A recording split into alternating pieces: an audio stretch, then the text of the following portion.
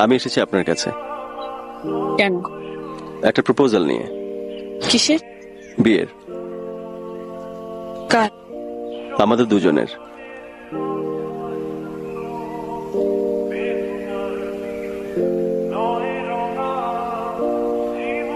আর কিছু?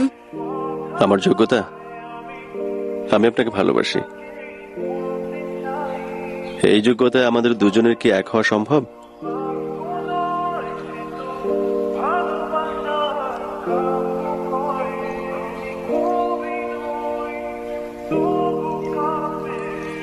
শুনুন,